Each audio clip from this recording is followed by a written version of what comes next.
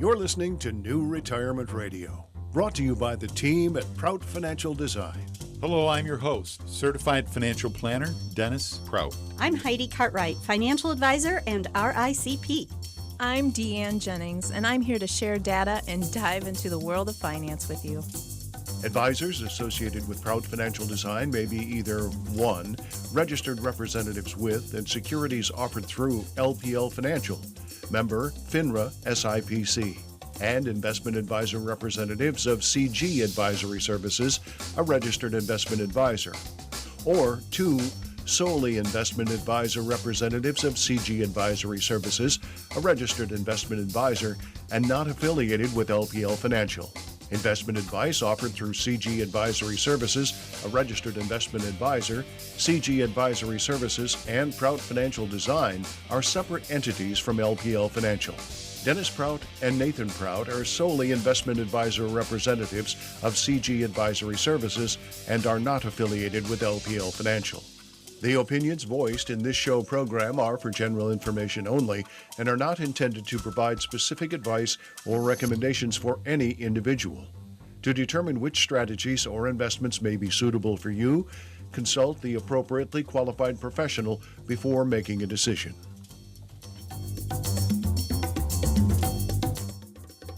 WTCM News Talk 580 on a Thursday. Welcome aboard. It's 8 minutes after 10. Time for New Retirement Radio from Prout Financial Design in Traverse City, starring Mr. Dennis Prout. Good morning, sir.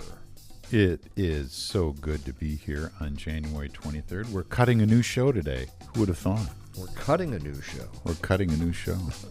Cutting a rug.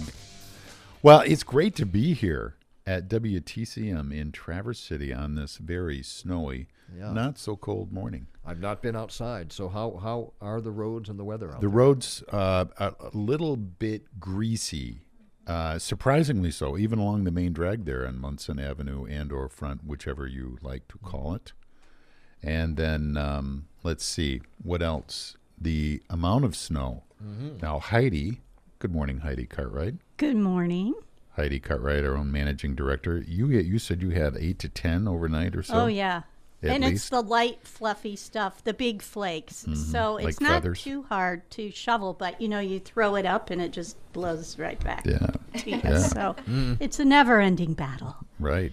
Yeah, it was rock and roll with a shovel this morning out there in the driveway, Ron. It's just like, phoom, and it blows away. Kind of just almost fluffy. Fun. Almost and stuff, if you crunch it down 10 inches, winds up like 1 inch. Yeah, something like that. At least it's not zero out there. Right. Yeah, that was cold yesterday. We got that. Feels like a heat wave today. It's like, oh, wow. It does. This is nice. Relatively. And then Deanne Jennings. Good morning, Dennis. It's a pleasure to be here, and happy winter to everyone. That snow is beautiful, though. It is. Big gorgeous. Flakes. It's gorgeous. It's just sticking to all the branches. It makes it look like a fairyland. So, it does. Yeah. Ron? Yes. So what would you guess the percentage, according to NOAA, that the Great Lakes are frozen right now, this morning? Percentage. National overall. Oceanic Administration. Atmospheric Administration, yeah. What NOAA. percentage of all 5 Great Lakes are frozen? Correct. I'm going to say 20% maybe. Ooh, what a great guess. 23. Ooh, 23%. Nice. Ooh, you should win for that. It's Good moving job. up. It's moving up, baby. It's cool to see. No pun intended. Yeah. Right. Yeah. By the way, this week is Deanne Jennings' last. She is going on to a new endeavor.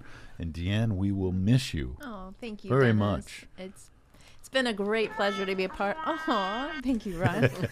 It's been such a pleasure to be a part of the radio show. I can honestly say this was my favorite responsibility in my job description is preparing for the radio show. I absolutely love it. And Ron and Colleen are amazing, and Dennis and Heidi are amazing as well. So this is bittersweet, but it's been an honor to be a part of this radio show legacy. Thank you, Dennis. We'll miss not seeing you as you're behind my computer. I know, exactly. You certainly will miss Ian. Yes, agreed. Yeah. Well, so if you have a question of a financial nature and you would like to pose it, perhaps we could answer it But our number, if you would, Ron, is... You can call us, or you can send us a text message at the same number, 231-947-0023, 23947-0023. Great. We're looking at an article this morning, a framework to address retirees' biggest fear. The biggest fear, in general, of retirees, according to LIMRA, the life insurance organization, Life Insurance Marketing and Research Association, showing that hundreds of retirees and pre-retirees across multiple income segments continue to identify these categories as important to their retirement. But their biggest fear, what would you say, Ron? Their biggest fear? Running out of money. You got it. Yes. A framework to address retirees' biggest fear. Of all the concerns that keep retirees up at night, one of the biggest might be the fear of running out of money. Questions like, how long will I live? Yes? Well, most people don't know that answer. Nobody knows that. I was actually picturing asking the wife, how long do you think I'll live? Well, how long will I let you live, as it were? And will unexpected costs or events erode my savings? You know what? Who said this? Reverend Ruth, his wife, Ruth Graham, Billy Graham, said about being married to Billy Graham, divorce, no, murder, yes. So, perspective. Radical. I always thought that was funny. Coming from the, wife. of the pastor. Yes. Yeah. So, number one, living. Are the essentials covered? Living expenses typically include day-to-day necessities such as food, housing, transportation, and healthcare. Reflective yawn, maybe. Oh, that's so boring. Well, is it covered? And how much is it? What does it take to live? Well, do we really have to start at the elementary basics? Yes, we do. But if you know that, it is amazing. It helps reduce the stress. He's such a philosopher. How did he get into the money business, being such a philosophy prof, He can't stand it. Food, housing, healthcare, and wasn't there a fourth one? Yes, I'm sure there were. Food, you said. Food, housing, transportation. And healthcare. Healthcare is the biggie. That goes up, historically, about 6% or so per year. Investors might prefer to have full confidence in covering these types of expenses from the beginning, even though they may have some flexibility in addressing them over time. Obviously, it's amazing how much flexibility we can cause over our own financial situation. I've seen it in retirees again and again. So keep in mind, you can be flexible after you're 70. It's just up to you. If it's going to be, it's up to you, if you will. To lifestyle, what are your optional expenses? The lifestyle block includes discretionary spending, such as travel, spending on grandkids, dining out, and entertainment. Are grandchildren an optional expense? I don't understand that. I'd say with a lot of people, it's one of your daily basic living expenses. I agree entirely. What constitutes a lifestyle expense will vary from retiree to a retiree, obviously. And then 3, emergencies. Do you have a cash cushion? And please do not use an 8% withdrawal rate as a viable withdrawal rate for you. As I heard a very well-known financial person refer to a viable spending rate as being 8%. That is not viable, okay? What is it, 8% of what? Of what's there. You mean taking out 8%? Being able to draw 8% per year. Well, that's what the market's returns have been, 10% per year. Well, not including 2022. Obviously, the markets can go against that. And not everybody is the same. Now, some folks are not even going to come close to that. So that 8% is almost like, it's a non-issue or a non-event, if you will. But for some who are counting on that year after year after year, that's not a good percentage. So if you have your retirement nest egg and you're taking, let's say, 4% every year, and it's earning every year more than that, does it ever go down? It doesn't go down, does it? No, you would, in essence, be able to adjust it on upward. But you'd be relatively safe, relatively, given compliance, relatively safe if you adjusted it each year to meet that change in value, which you could do. Adjust it now. It depends on how much also you want to leave for those that follow. How important is it rather for you to leave it to grandkids and or to your favorite dog shelter, whatever that might be. Think long term. Yeah. Big picture. That's where you're really going to benefit. As scary as this might be, that's why we run for every new potential, we'll just say that, client that comes in. We run a financial plan for them. We run all of these numbers so that you can know with relative certainty that, yes, I can do this, or we've saved too much. Here's where we suggest perhaps you might want to spend more. We had that conversation 2 days ago. Is that ever energizing? Not everybody wants to do that. We get that. But at least it lets you know that you've achieved your goal, or that you can do this at age 62, 65, 67, 75, whatever it is. Lets you know how much space you have in that budget. When people come in and they give us estimates of what they think they're going to spend on those daily living expenses, or maybe the grandchildren or something like that, and that can go in. And once you have that financial plan, you can see, yes, I have space, or no, I don't. Maybe I need to do some additional savings before I actually retire. So it just gives you some guidelines. It's not going to predict exactly, because everything's always changing all the time, but at least it gives you a ballpark where you can say, yeah, I think we are going to be able to travel each year, or maybe we can only travel every third year, or something like that. You can adjust as you go. We'll go through a few text messages before you get to the next one. Let's do that. Somebody wants to know if Deanne is also going to the Bears. Like the Lions offensive coordinator. Shot across the bow. That is such. It's like they get all of these good people and train them up and find them, and they get shuttled off to Buffalo, if you will. Also, someone says regarding that lightweight snow, it's the perfect consistency for your backpack blower or battery-operated leaf blower. Yes. Fire it up. Makes me feel like a man.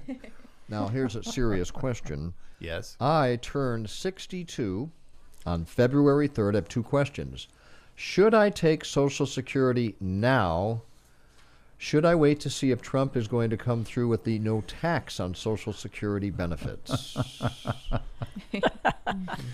Well, given that was one of his promises, I'll start with the last question first. I would say your chances are pretty good.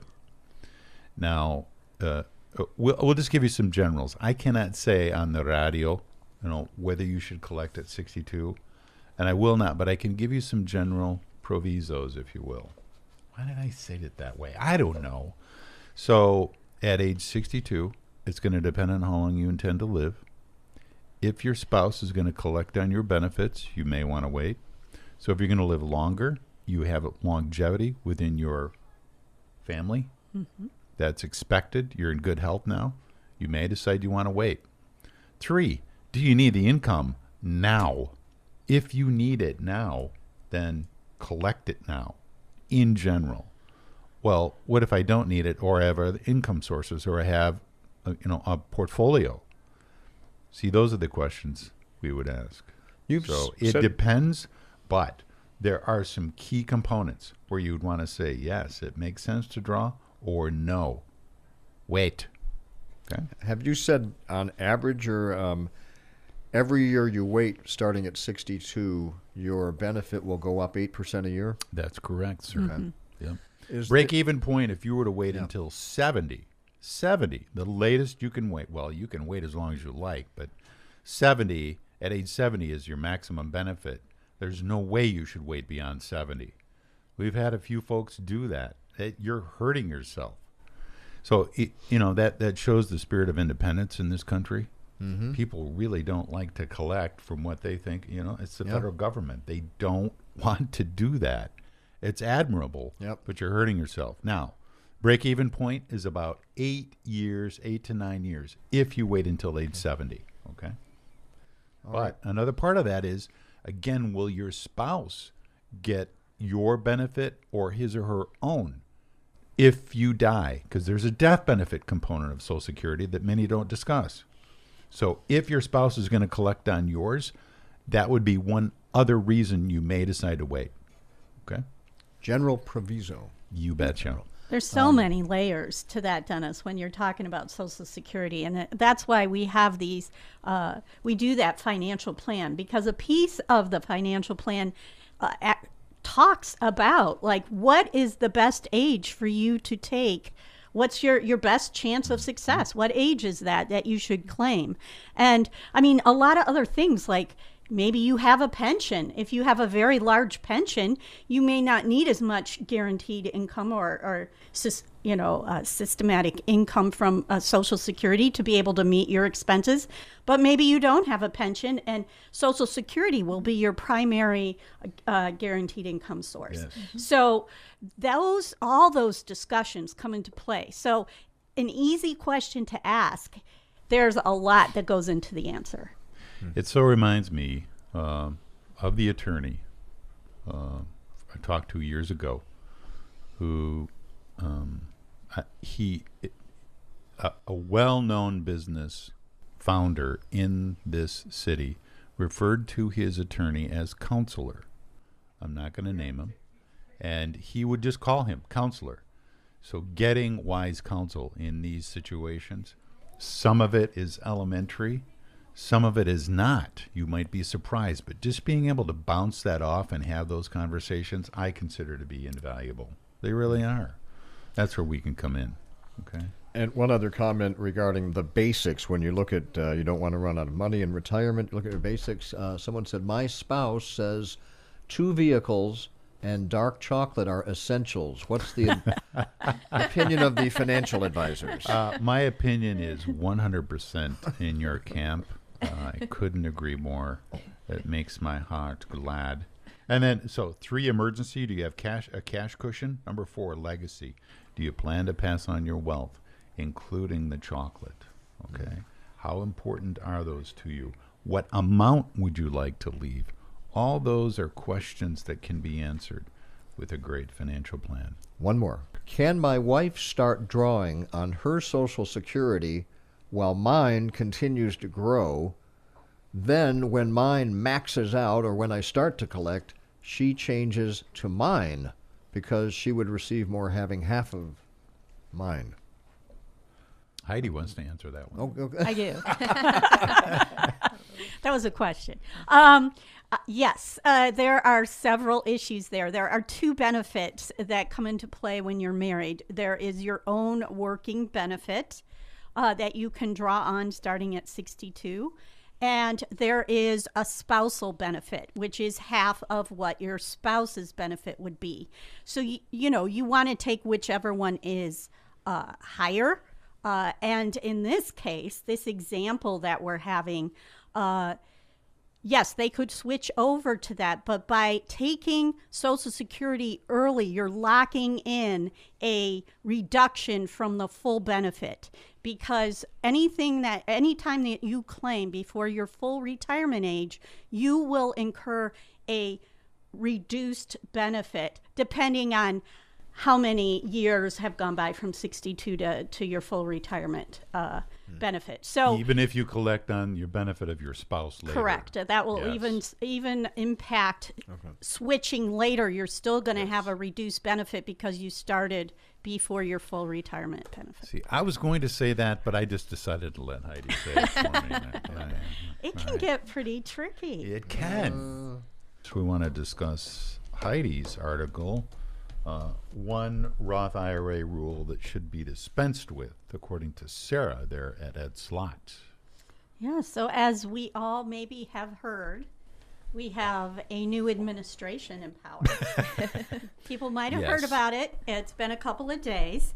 And so there's a lot of talk out there about, what's going to happen? What's going to happen to regulations? What's going to happen to taxes? And there's a lot of people out there with like some ideas, things they'd like to see get done. And Ed Slott is no exception. They have something they'd really like to see Congress address in the coming years with regard to Roth IRAs. And that item is the income limit rule that applies to Roth IRA contributions. They say this is a pointless rule and they want it eliminated. Whether that will happen, we don't know. But what is this rule that they're talking about? Well, the Roth IRA tax year contribution limit for 2024 and 2025 is $7,000 a year. Those who are 50 or older by the end of the year can contribute up to $8,000. So you get a $1,000 what we call catch up. Now that's it for 2025.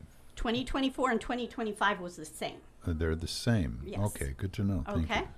So, but not everyone is eligible to make that Roth IRA contribution because Congress has placed income restrictions on Roth contributions. So there are limits. If your reportable income is over a certain amount, you cannot make a Roth contribution.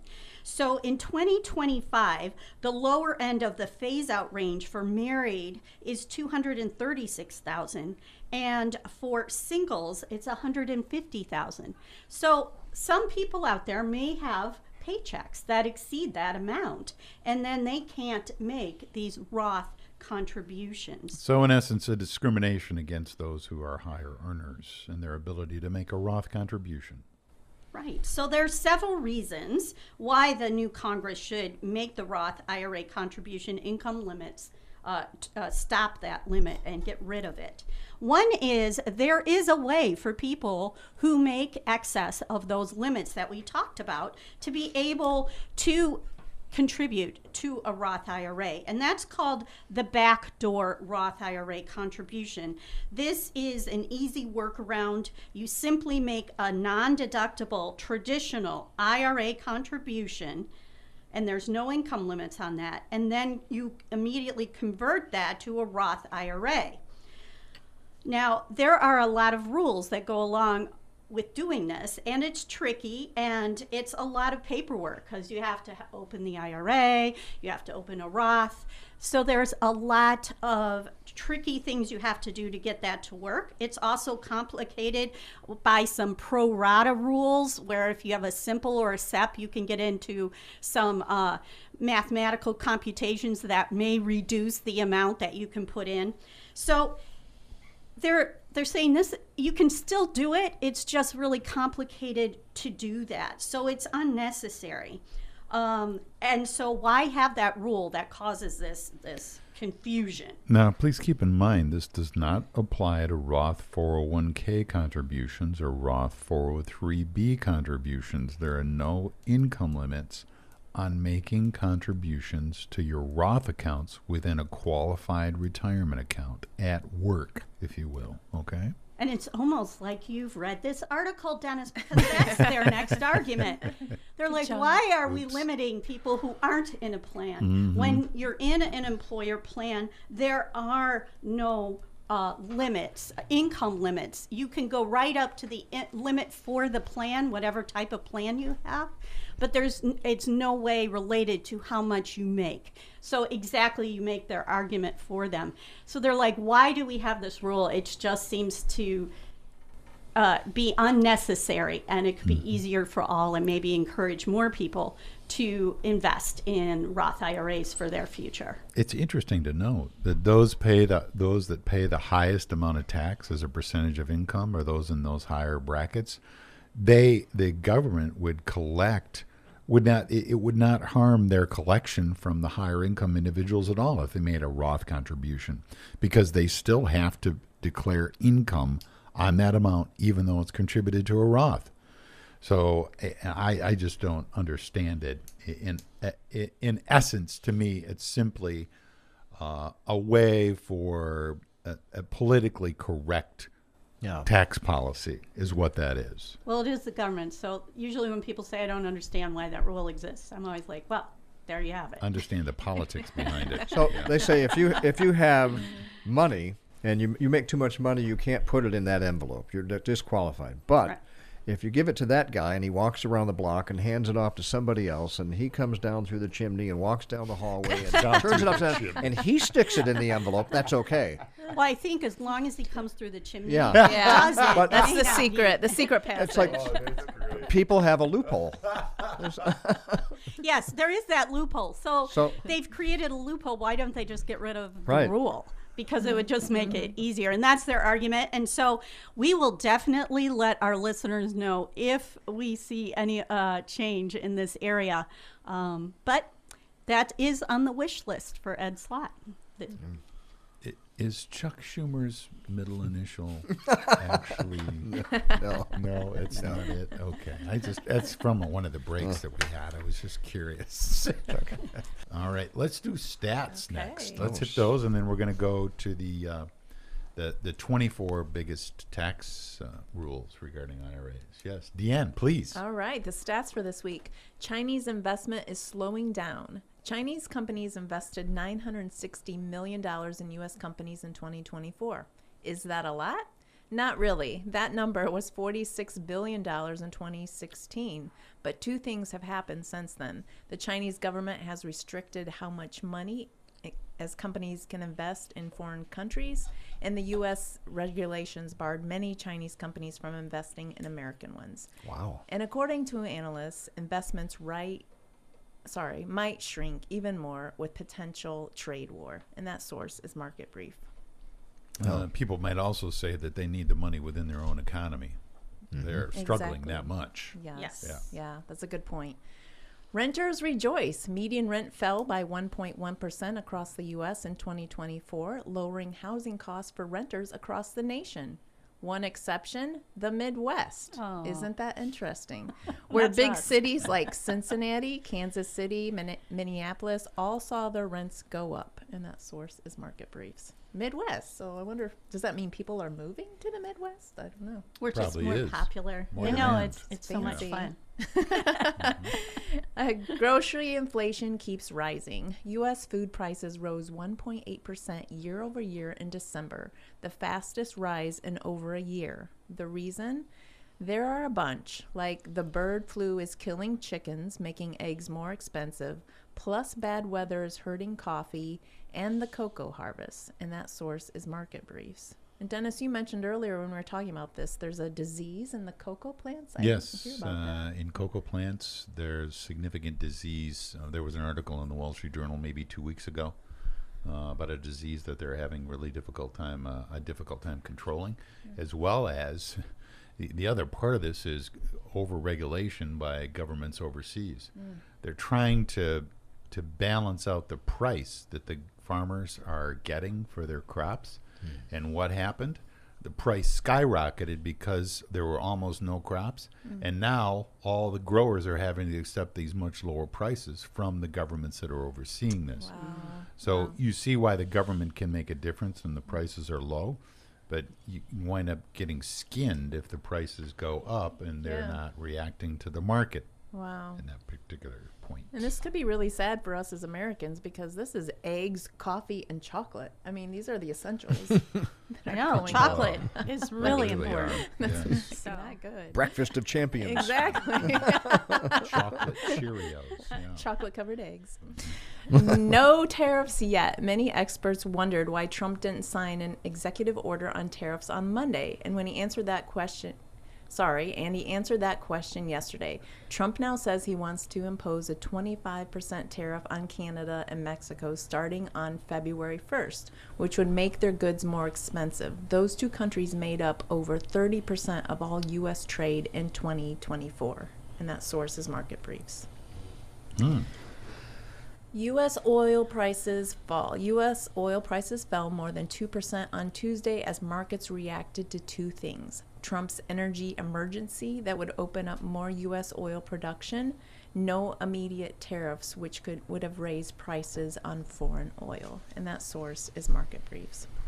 More supply. could mean lower prices. Yes. We'll see what happens with that. A lot of dynamic changes. Yeah. Who would have thought that there would have been that many executive orders, that encompassing, that just amazingly detailed and thorough, and some of those that have been enacted. Frankly, I think everybody is surprised how many and full encompassing those are. One man's vision. We'll see as Yeah. we go along how all this plays out. Yes, it Very certainly makes interesting. for interesting coverage, and he's following through on many of the promises that he made Yeah. to his voters, for sure. All right, we had a question on the break here. I'm 62 now, another 62-year-old question. Okay. A bit different, a bit of a twist. Can I keep working and take my Social Security now? What are the financial penalties for taking Social Security now and continuing to work full-time? Let's say making over $100,000 a year. Well, at that level, you'd have a full penalty from the Social Security benefit. It means that even if you took it, you'd have to give it all back. So probably not a good idea, because then you'd forfeit all those increases that you could be taking in your own Social Security benefit, given that you were not taking it. So you can make your full amount that you want to without any penalties from Social Security. At what age, Heidi? At your full retirement age, which is based on what year you were born. FRA, or full retirement age, for those born after 1960. It's 67. 67 years old. Yes.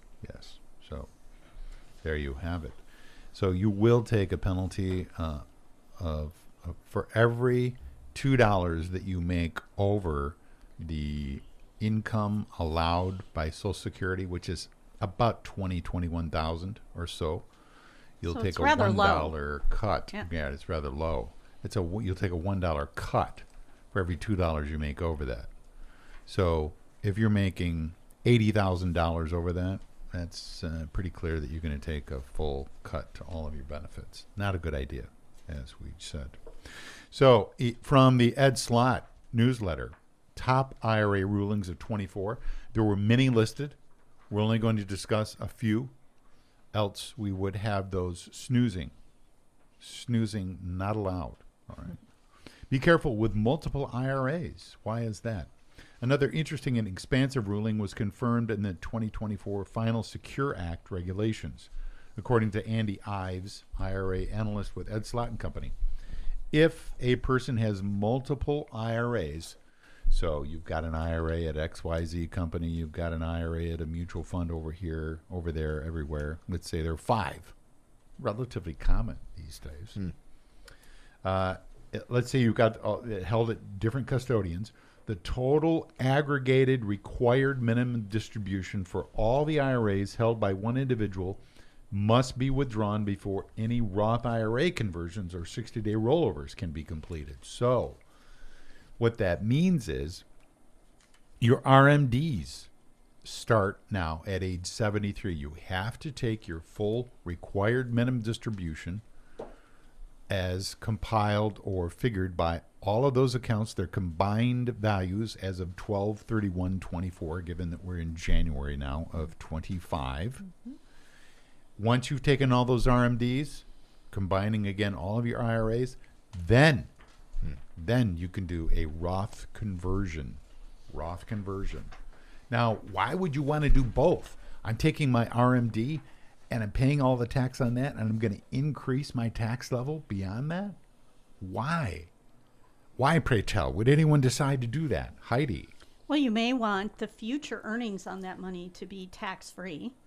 Tax-free. You may want to lower future year RMDs. And by moving money out of the traditional IRA over to a Roth IRA, you are lowering that traditional IRA balance. And so, when you do the math to do the divisor for the required minimum distribution, you're using a lower amount. And so that can impact those future years of required minimum distributions by doing conversions now. So a common question might be, Dennis, why do you play these games with taxes all the time? I mean, how much can you talk about it? Really?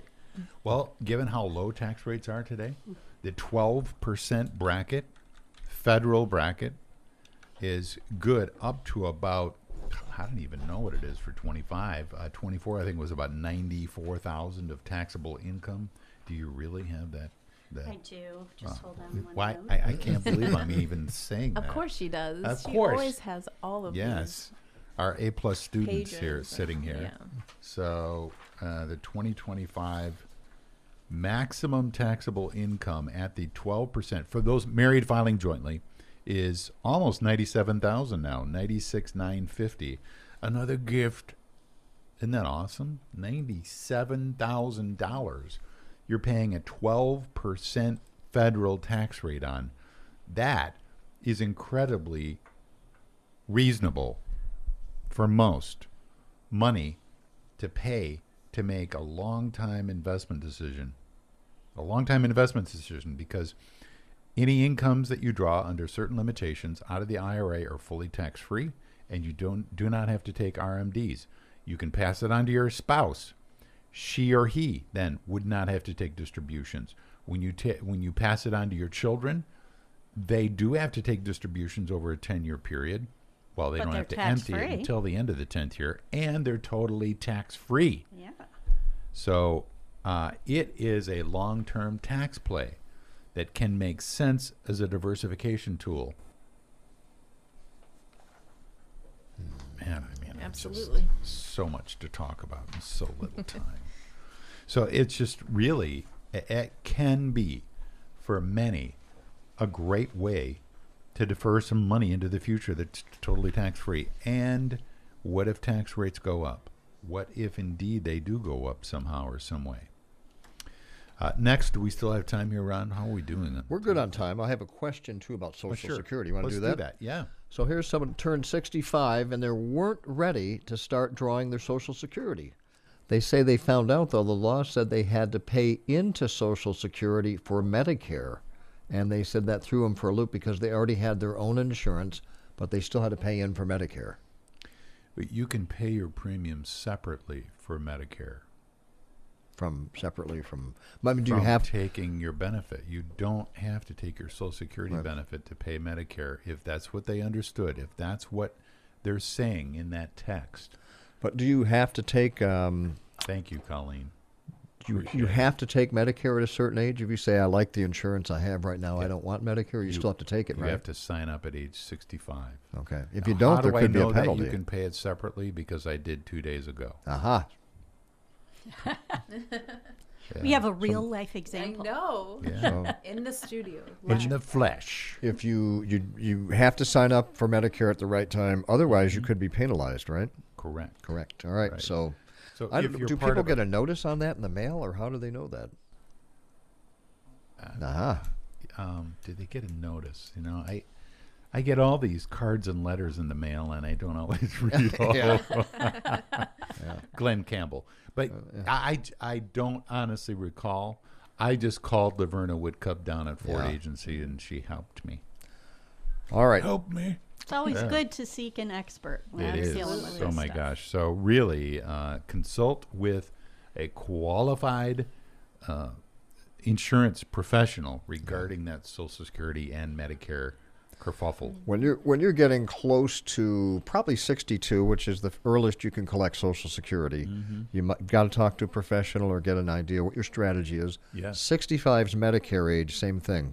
Coming Correct. up on that, contact a professional. Absolutely. You can't believe, it's not rocket science, but we don't get involved in it that much. So you want somebody who knows the rules of the road. You just do. And you want to be prepared. I know when I've talked to Laverna, and I know when she's been on Even the though show. you're so far away from 65. I am So way, far way, away. way Yeah, far. Looking But she told me overachiever. to start sending people to her when they're 63, 64. You don't want to, you want to get all that research and know what you want to choose when you get to 65 instead of trying to do all that research in just a month or two. Yeah. So the more pre-planning you do, the more easy of mind you can be that you're making the right choice for yourself. All right, Sean is in Traverse City with a question for the Prout Gang on New Retirement Radio. Good morning, Sean. Very good. Thank you. I appreciate your insight and always your expertise. I have a question regarding trust. So I have a trust in place that if I were to perish, my son, beneficiary, he's to receive money over time. However, with the new rules that are in place, I guess he has to spend it all down within 10 years or start paying tax on it. Is there any grandfather clause that protects me because the trust was written before the new rules, or do I need to update my trust because I'm SOL? How old is your son? He's 17 now. Well, there are certain rules and regulations you want to be aware of. Until he's 18, he doesn't have to take the standard required minimum distribution from that IRA if he would inherit it. But you want to make certain that the trust language, if your funds are in an IRA, is that what you're saying, that the trust is funding it with? Yeah, there's a variety of funds funding the trust, but IRAs are one of them. Yes, because IRAs are one of them, you may decide to do that somewhat differently and choose the trust language that allows those distributions to occur and then transfer those assets into the trust via the IRA. So there's some manipulations or machinations, if you will, that your son would want to know about, but that's something you, to the extent that you feel comfortable encouraging that information to him or helping him with that info, he's going to want to know how to handle that. And or the advisor or trustee who is the successor trustee should you pass away. What kind of a trustee are you using? Is it a corporate trustee or a family member? Who's overseeing that trust? Family? Yeah. You definitely want to make sure that they know the rules of that road and that what you've done. Very good. I appreciate your help. Thank you. Just general information there because that is complex. You definitely want to consult with a financial advisor and an attorney in regards to that situation, okay? All right. And clarification, we had a few texts on Medicare. If you don't have to pay for Medicare, if you have your own insurance, you just have to sign up, and there's no charge. You have to sign up at a certain time? It depends on your health plan. If your health plan covers more than 20, then you don't have to pay it. If it covers less than 20, then you do need to sign up for Medicare and pay it, okay? All right. And I think there's a restriction on if your employer has more than 20 employees. That's or what I was something. saying, yes. That's indeed what I just said. Yeah. So those are insurance questions. Check with an insurance professional. Absolutely. Yes. Do that. Check with them. Yes. Because honestly, these questions that I give, that I answer on the radio are only in a face, if you will, they're not thorough enough unless you've spoken with a professional in regards to those questions and have a direct face-to-face conversation, okay? And these are great questions, too. Thank you. Absolutely. Is this an easy Ron. one? So if I have taken all the RMDs, required minimum distributions, by December 31st, what is the deadline to do a partial Roth conversion for the past year? Yeah, you can't do a Roth conversion for the past year. Okay. You can only do it for the year in which you're in, Yeah, the that's calendar year. That's a January to December Yes. timeframe. Now, Yeah. you can make a Roth IRA contribution if you have earned income for 24 up to April 15th this year. Is that the tax filing deadline this year? I don't know. It's supposed to be, but it never seems to be anymore. Yeah. You know, Yeah. traditionally. That's radical. No, let's see. April 15th is a Tuesday this year. So it might So be April 15th. it is tax day, yeah. Okay. All right, we're good. One more. Hopefully it's an easy one. Yes, all right. My mom passed away December 26th. She had an IRA close to $400,000. What tax would be assessed if we liquidated and closed the account? Well, the tax would be significant if you liquidate it. You want that to go into the beneficiary's accounts because done the incorrect way, that total $400,000 would be counted as income for all those participants. So because she's already passed away, they're each going to have to pay the tax at their own brackets, depending on how many beneficiaries there are. If there's just one beneficiary, that's $400,000 of additional income in that year. So many penalties potentially with that. So be aware. That The could tax would definitely be- throw you into a higher tax bracket pretty Absolutely, easily. yeah. It's for not sure. just 12%. It's more like 22, perhaps even greater, plus Medicare, the IRMA tax, the IRMA penalty. Yeah. And we don't like Irma in the world of financial advisors, yes. Yeah. All right. So the tax at $400,000 on up to 32% if that's income combined with others, So- depending on your deductions, okay?